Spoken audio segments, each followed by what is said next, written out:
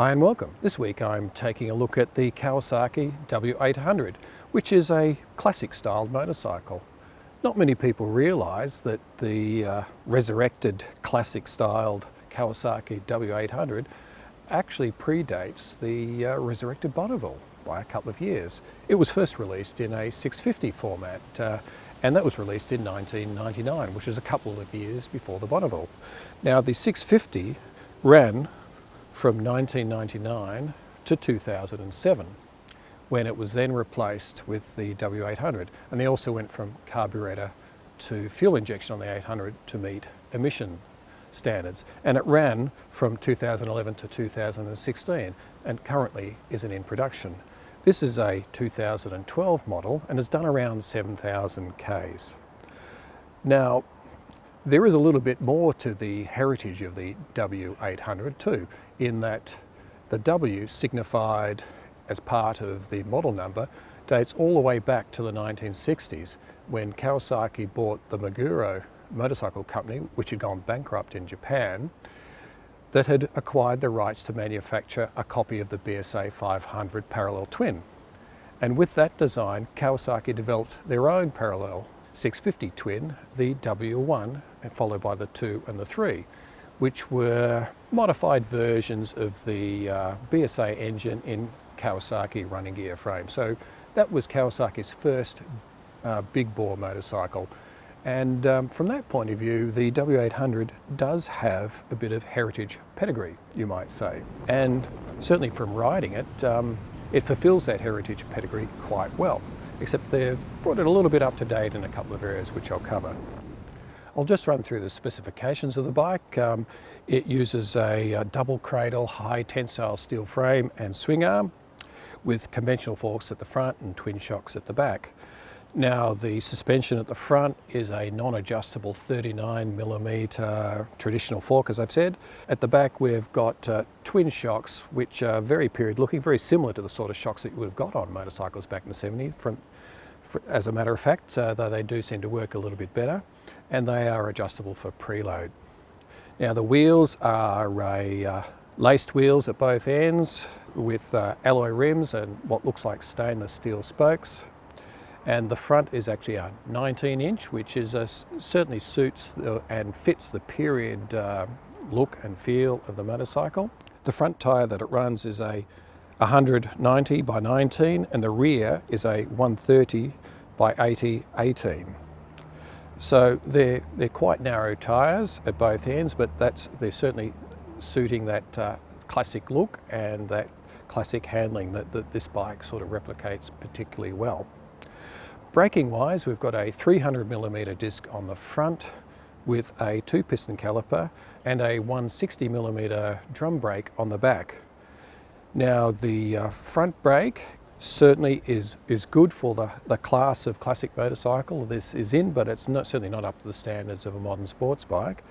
It does require a fairly firm pressure on the lever to get aggressive braking, but I had no complaints in the style of riding that I was doing with the front brake. Now the rear brake, being a drum, was of course not particularly powerful, but there was also no danger of it locking up, so I had no issues with the rear wanting to lock up at any point, no matter how hard I put my foot on that pedal. Now the engine is one of the standout features of this motorcycle.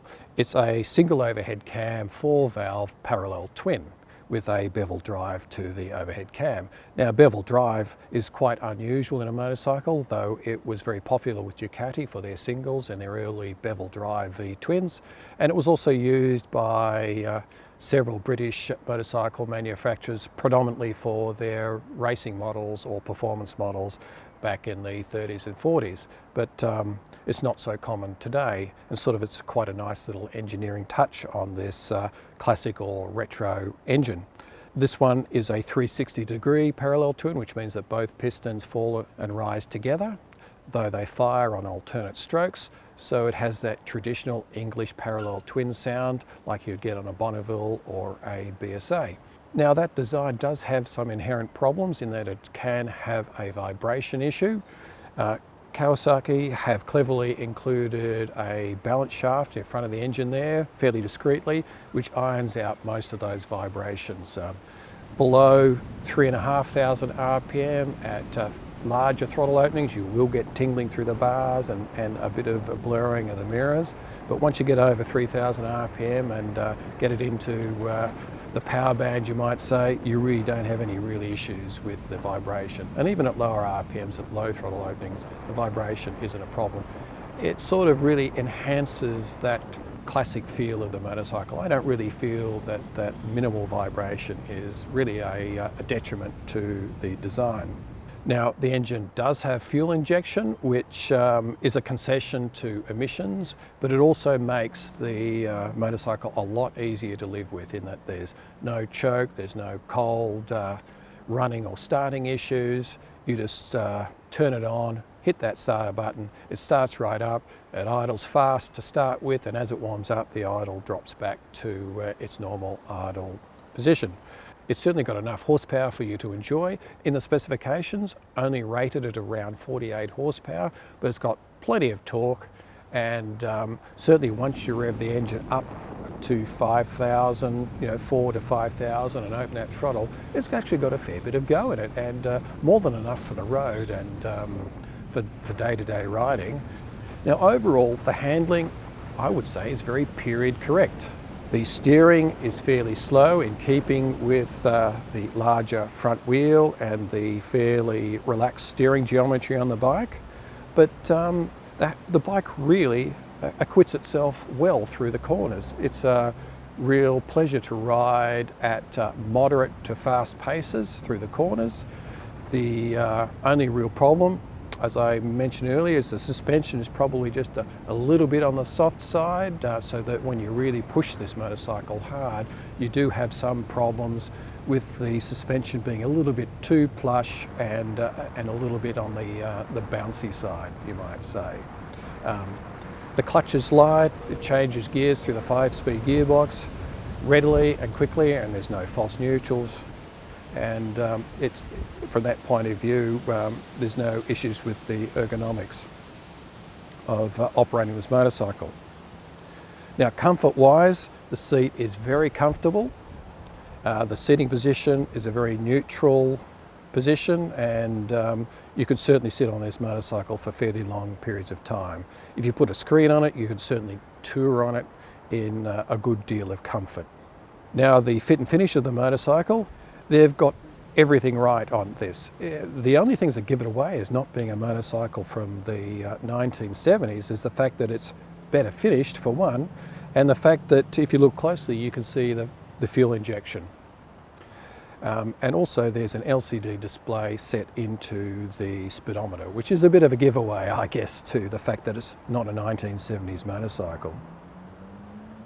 But everything else is really well done. The paintwork is really good. The pinstriping looks good. It's got these traditional knee pads which sort of enhance the classic look.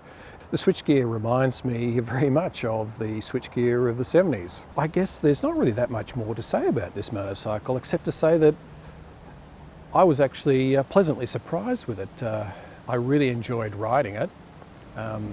If you wanted to punt it really hard in sports riding, you may find its limitations a little bit too much for you, but if you want to ride this motorcycle moderate to fast and enjoy cruising through the hills or through town or to cafes, or even doing a bit of touring, you're going to thoroughly enjoy this motorcycle. Accessory-wise, there are mainly cosmetic upgrades that you can do to this. There's a few performance parts available. There's some high compression pistons available, and there's a slightly bigger bore kit that you can get for these. And of course there's mufflers and exhaust systems. But most of the parts are cosmetic, so that you can either dress the bike up as a bobber or as a cafe racer. And also I'd have to say that the W800 and the 650 before it have also been popular with custom shops too, because it's sort of part the way there with that classic look, and they've proven to be quite popular. They also weren't particularly expensive as a base to build a custom bike on. I think that about covers it for the W800, and I'd like to thank A1 Motorcycles in Ringwood, Victoria for loaning me this W800. You can find their contact details in the description below, and I'll catch you next time.